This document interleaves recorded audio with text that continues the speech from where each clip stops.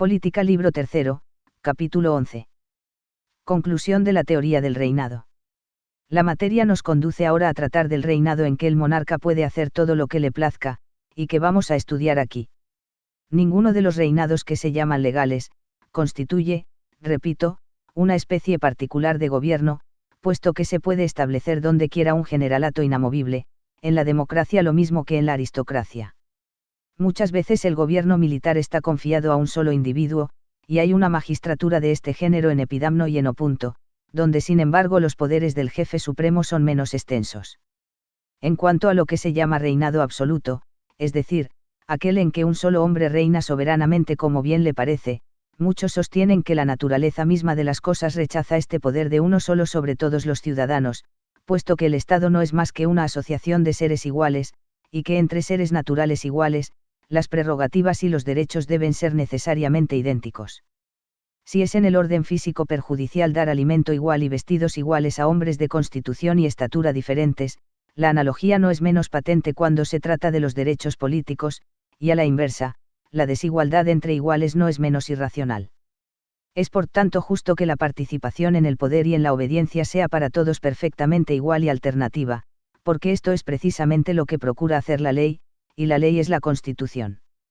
Es preciso preferir la soberanía de la ley a la de uno de los ciudadanos, y por este mismo principio, si el poder debe ponerse en manos de muchos, solo se les debe hacer guardianes y servidores de la ley, porque si la existencia de las magistraturas es cosa indispensable, es una injusticia patente dar una magistratura suprema a un solo hombre, con exclusión de todos los que valen tanto como él.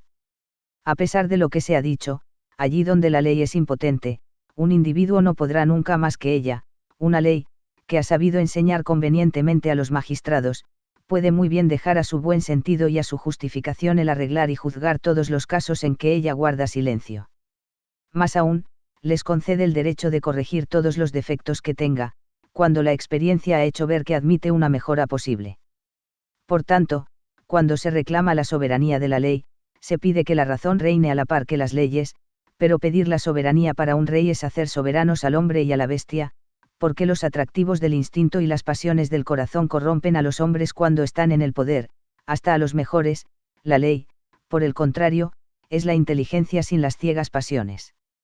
El ejemplo tomado más arriba de las ciencias, no parece concluyente, es peligroso atenerse en medicina a los preceptos escritos, y vale más confiar en los hombres prácticos. El médico nunca se verá arrastrado por la amistad a prescribir un tratamiento irracional, a lo más tendrá en cuenta los honorarios que le ha de valer la curación. En política, por lo contrario, la corrupción y el favor ejercen muy poderosamente un funesto influjo. Solo cuando se sospecha que el médico se ha dejado ganar por los enemigos para atentar a la vida del enfermo, se acude a los preceptos escritos. Más aún, el médico enfermo llama para curarse a otros médicos, y el gimnasta muestra su fuerza en presencia de otros gimnasias, creyendo unos y otros que juzgarían mal si fuesen jueces en causa propia, por no poder ser desinteresados.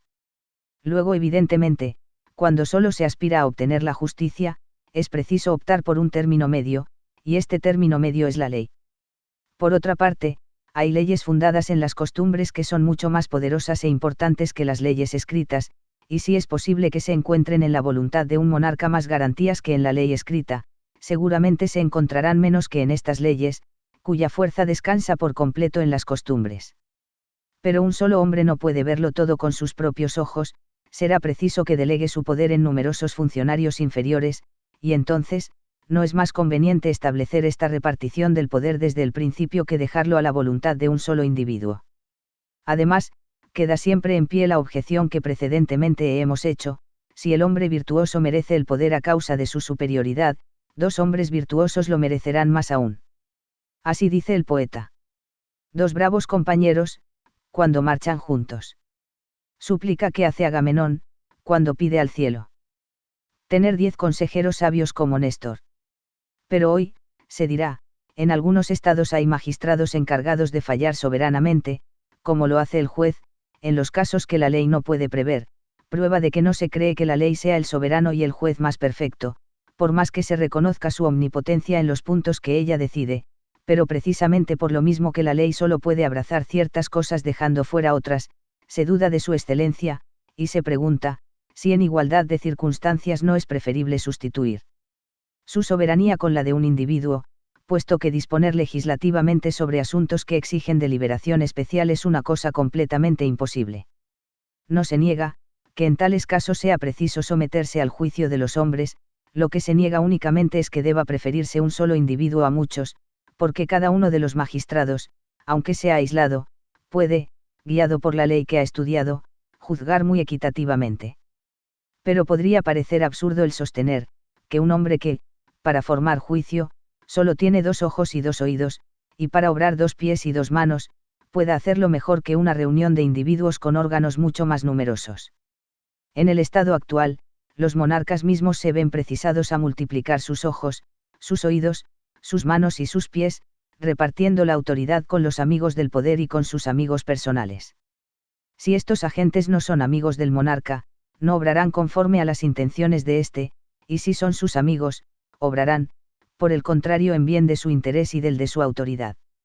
Ahora bien, la amistad supone necesariamente semejanza, igualdad, y el rey, al permitir que sus amigos compartan su poder, viene a admitir al mismo tiempo que el poder debe ser igual entre iguales.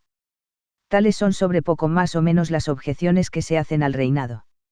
Unas son perfectamente fundadas, mientras que otras lo son quizá menos. El poder del Señor, así como el reinado o cualquier otro poder político justo y útil, es conforme con la naturaleza, mientras que no lo es la tiranía, y todas las formas corrompidas de gobierno son igualmente contrarias a las leyes naturales. Lo que hemos dicho prueba que entre individuos iguales y semejantes, el poder absoluto de un solo hombre no es útil ni justo, siendo del todo indiferente que este hombre sea, por otra parte, como la ley viva en medio de la carencia de leyes o en presencia de ellas, o que mande a súbditos tan virtuosos o tan depravados como él, o en fin, que sea completamente superior a ellos por su mérito. Solo exceptúo un caso que voy a decir, y que ya he indicado antes. Fijemos ante todo lo que significan para un pueblo los epítetos de monárquico, aristocrático y republicano.